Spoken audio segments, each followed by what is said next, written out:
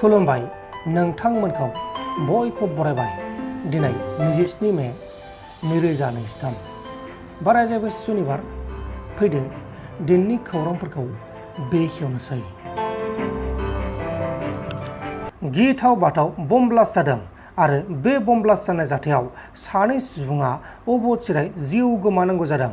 तामिलनाडु रायजोनि धर्मापुरीयाव गंसे मन्दिराव फेस्टिभेल जाबाय थानाय समाव बमा गावबाय थानाय समाव बमाया मानसिफोरनि सायाव गोलैना होनायाव सानै सुबुङा अबथिरायै जिउ गोमानायजों लोगोसे गुबुन सासे 50 बोसोर बैसोनि सुबुङा गोब्राब जोखोम जादों।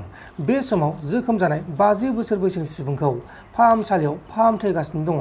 थैनायफोरनि मुङा जाबाय आकाश 7 बोसोर बैसोनि आरो राघवेन्द्र 22 बोसोर बैसोनि आरो बे जाथाया धर्मापुरनि सिङाव थानाय पालापाटी गामियाव जादोंमोन।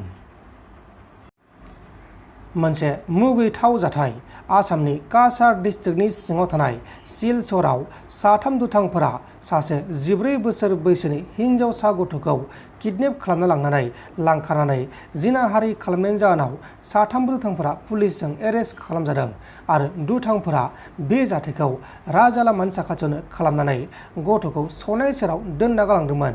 उनाव हिनजावसा गथ'खौ लकेलनि मानसिफोरा नुनो मोननानै हिनजावसा गथ'नि अबस्थाखौ नुनानै पुलिसनो खौरां हरनायनि उनाव गासैबो जाथाया सोराङाव फैनायनि उनाव जाथायाव लोब्बा थानाय दायनिगिरिफोरा पुलिसजों एरेस्ट खालामजादों। हमजानाय दायनिगिरि दुथांफोरनि मुङा जाबाय सौरभ देबनाथ, सन्जय सुद्रधर आरो मिटन दास। धुबरी डिस्ट्रिक्टनि सिङाव थानाय बिलासीपारा ओनसोलाव सासे फालांगिरिखौ माखासे दुथां सुबुंफोरा गुलि गावना बुथारना गालांदों। थैनाय फालांगिरिनि मुङा जाबाय बाशिर आली।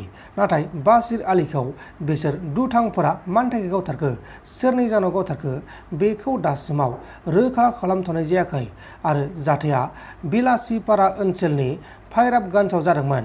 गुलि गावग्रा दुथांफोरा जाथायखौ खालामखांनानै जाथायसालिनिफ्राय खारखोमालांदों आरो उनाव जाथायखौ पुलिसा खौरां मोननानै जाथायनि सायाव नायबिजिरनानै जाथायाव लोब्बा थानाय साथाम दुथांफोरखौ एरेस्ट खालामनाय जादों। नाथाय हमजानाय दुथांफोरनि मुंखौ खौरां मख'नाय जायाखै।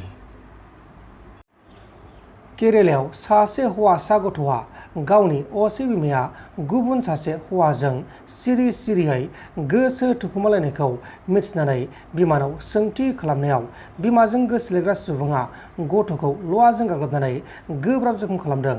उनाव गथ'खौ हस्पिटालाव थिसननायखौ खौरां मोननानै पुलिसा जाथायाव लोब्बा थानाय गथ'नि बिमा आरो बिनि बयफ्रेन्डखौ पुलिसा एरेस्ट खालामदों। हमजानायफोरनि मुङा जाबाय राजेश्वरी 30 बोसोर बैसोनि, बे जाबाय गथ'नि बिमा आरो सुनेश 32 बोसोर बैसोनि, बे जाबाय बयफ्रेन्ड।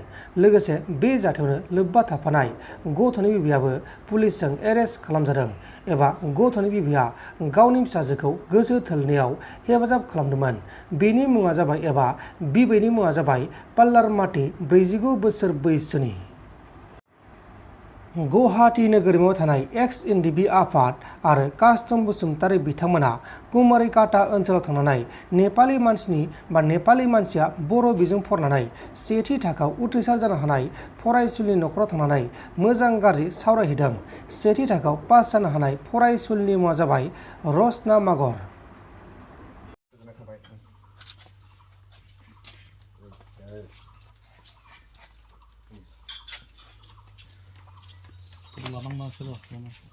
गासिबो बावदो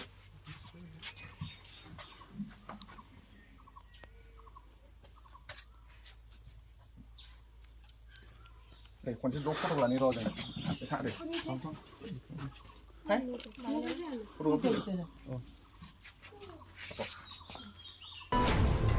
नोंथांमोन दिननि खौरांफोरा बेखिनिल'मोन। बेखिनिसिम नायनायनि थाखाय नोंथांमोननिसिम रोजा रोजा साबायखर। गोजोन्थों। एसेनोसै। जय बर' हारिनि।